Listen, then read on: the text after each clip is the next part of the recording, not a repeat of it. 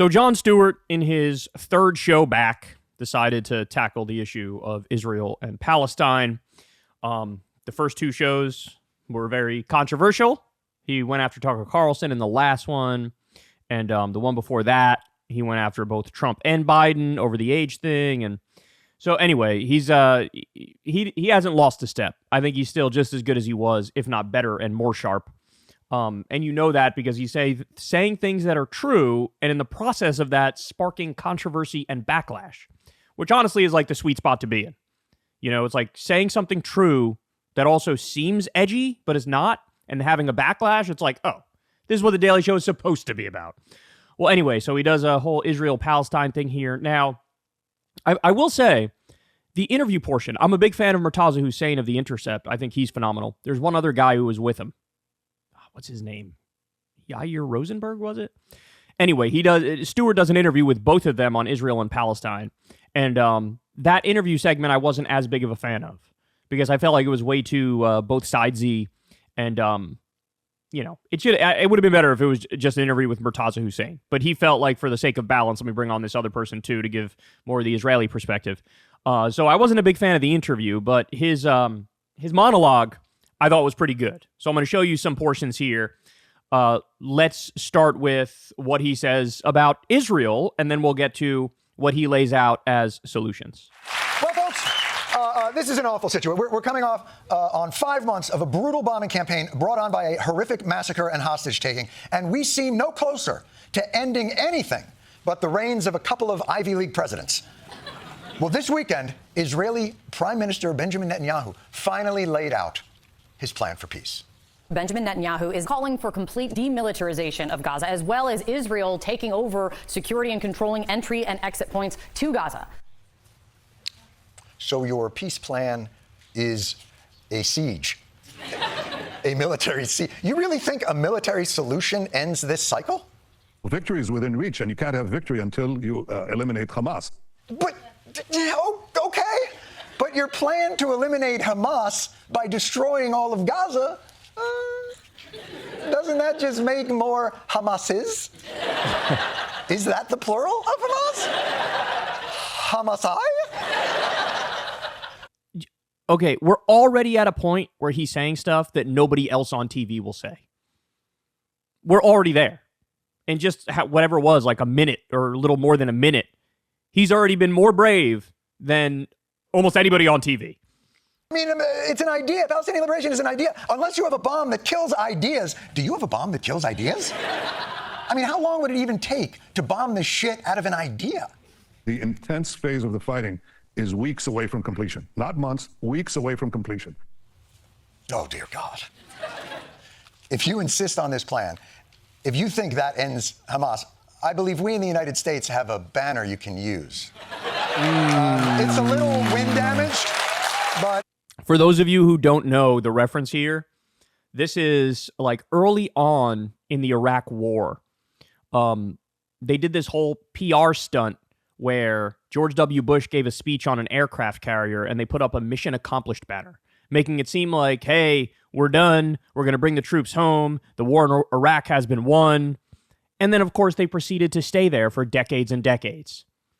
So this is comparing Netanyahu to George W. Bush, the torture and war criminal who started illegal wars. Based and true, John. Equally delusional. Look, the United States is Israel's closest ally, Israel's big brother in the fraternity of nations, Israel's work emergency contact. Maybe it's time for the U.S. to give Israel some tough moral love. This is shameful. There has to be accountability for these war crimes. No targeting civilians in war. Stop the war crimes and the atrocities and end the war today. It could happen right now. Right now! Thank you! These atrocities must be... So I'm being told the administration was talking about Russia bombing Ukraine. I apologize. Also a war crime. But I'm Again, based and true. This is what a bunch of lefties have been doing on Twitter, is they bring up all the things that John Kirby and Blinken and the rest of these ghouls have said when it's Russian war crimes in Ukraine. The unequivocal language, very clear, very to the point. explaining in accurate and brutal language the nature of the reality on the ground. That's what they say when it's Russian war crimes. When it's Israeli war crimes backed with U.S. funds and U.S. weapons, it's me. Here, he's actually going to get into that now. They're giving equally stern advice to Israel. The Biden administration is urging Israel to be much more careful, to be more cautious. How Israel does this matters. Israel must do more to protect innocent civilians. We want to see the government of Israel take steps to minimize civilian harm. Be more surgical and more precise. Be more careful. Hey, Israel! Take it to the next. Could you please be more careful with your bombing? It's good advice. But really, couldn't the United States have told Israel that when we gave them all the bombs? Yes. Yes. This is the point. You can't just say, hey, here's a blank check and here's an unlimited amount of weapons, but you better be careful with them even though you have a track record of not doing that and massacring civilians on a daily basis. The analogy I made is it's like going up to Charles Manson or John Wayne Gacy or any historic famous serial killer and giving them a tremendous amount of weapons and then being like, but I got my eye on you. I just want you to know I'm not responsible for whatever you do, even though I am. And also, I have my eye on you and you don't massacre 7 people with that. Can you keep it to 3? Can you only do 3 murders? Like, that's what it is. This is what we're talking about now. This is like your Coke dealer coming in with an 8-ball and going, don't stay up all night. Don't. Again, that's exactly what it's like. We are complicit in this genocide. We are facilitating it. At some point, you have to say, we're just as guilty as Netanyahu and Ben Gvir and Smotrich. I pushed them together. That was good. All right, so then after this, he goes to a part where he goes after Hamas. He uses that clip where one of the Hamas representatives was on some Iranian show, and he basically said, like, we're going to look to replicate October 7th over and over and over and over. And so he does that whole segment, and then at the end, he gets into, well, what are the solutions? Now, his first 2 are like jokey solutions, because of course it's a comedy show, even though he talks about serious issues. One of the things is like some camp that's in Maine where that brings Israelis and Palestinians together, and they like play racquetball or badminton or something like that. And so he makes a joke about that, like, oh, that hasn't been scaled up yet. And then he says, like, well, we could just ask God to solve it, right? Because this is God's like holy land. So how about he comes and solves it? And then he gets to like what he views more of a serious. It's still jokey, but it's also more of a serious solution. Let's watch that. No partners for peace. Israel stops bombing. Hamas releases the hostages. The Arab countries who claim Palestine as their top priority come in and form a demilitarized zone between Israel and a free Palestinian state. The Saudis, Egypt, UAE, Qatar, Jordan, they all form like a NATO arrangement guaranteeing security for both sides. Obviously, they won't call it NATO. It's the Middle East Treaty Organization. It's Me Too. Let's tweet it out. Me Too. Tonight, people. Let's get this region Me Too'd. All right, so that's basically the plan.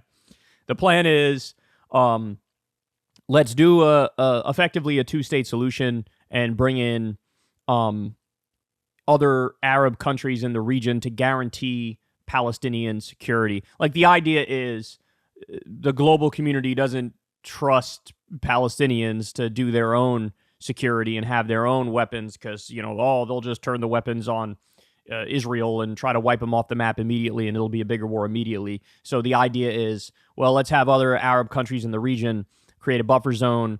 They guarantee Palestinian security, and outside of that, you have a fully sovereign Palestinian state. And look, I mean, I would go a step further. First of all, I would start the conversation more where we are now than like aspirational as a final. Like, he's talking about like final steps, right? I mean, the early things are obvious. The U.S. cuts off the money. The U.S. Cuts off the weapons. The U.S. sanctions Israel, condemns them through the UN, sanctions them, puts sanctions on, the top military brass and Netanyahu and Ben Gvir and Smotrich and the top officials. Makes very clear that the international community is not going to accept this in any way, shape, or form. And then after that, honestly, for being serious, the most important thing, war crimes charges, right? And I'm good with the Norm Finkelstein approach here, where he says, hey, I'm more than willing to say, whoever is a war criminal on both sides. I'm fine with the head of Hamas being brought up on war crimes charges and whoever's responsible for the logistics on October 7th.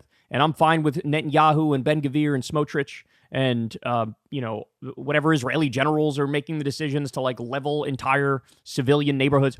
Bring them all down on war crimes charges. Because look, I don't know if you can move forward while having so many egregious criminals and torturers and cretins out there, right? And then after we do all those things, then you can say, okay, what do we actually do to negotiate a reasonable settlement that brings about Palestinian human rights? And guys, let's be clear also, by the way, there are going to be more war criminals on the Israeli side. I don't think there's any doubt about that, right? October 7th was horrible. There's been an October 7th every day since October 7th on the Palestinian side.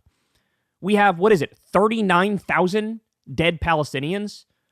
About 35,000 or 36,000 are innocent civilians. We're almost at the 15,000 dead kids mark. So there's been an October 7th every day since October 7th on the Palestinian side. And by the way, the fear is, I think it's founded, is that this is on purpose. It's on purpose.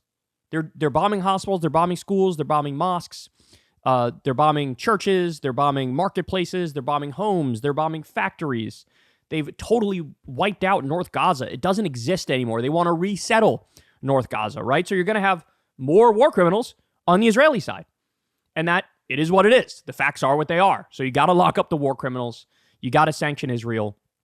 And from there, then you could start having the conversation about the details and the specifics of a reasonable peace agreement and solution. And but look, even just based off what he said here, he's obviously like 70 times better than anybody who's on TV. You might look at this and say it's a little both sidesy. It's a little abstract and big picture and not in the granular details enough. I think that's all fair, but also it's just still just way better than anything anybody on CNN would say, right? Better than anything you'd get from a Democratic politician. Even though it's a joke and he's calling it Me Too, Middle East Treaty Organization, it's still better than anything I've heard in a very long time. So, yet again, I'll say it. I'm glad he's back. I'm glad he's back. He's more clear-eyed about he's a comedian and a satirist, and he's more clear-eyed about the reality on the ground than anybody on TV. And this is exactly what it was like back in the day when he did the show, right? He retired from the show in 2015? And everything prior to 2015, he was way more intelligent. And this is why, I don't know how many of you guys remember this, there was a poll that showed that Jon Stewart is the most trusted news guy in the country, even though he's not a news guy. There was an old poll that showed that. I was probably circa 2012-ish or so, if I had to guess, maybe 2013. Now you know why.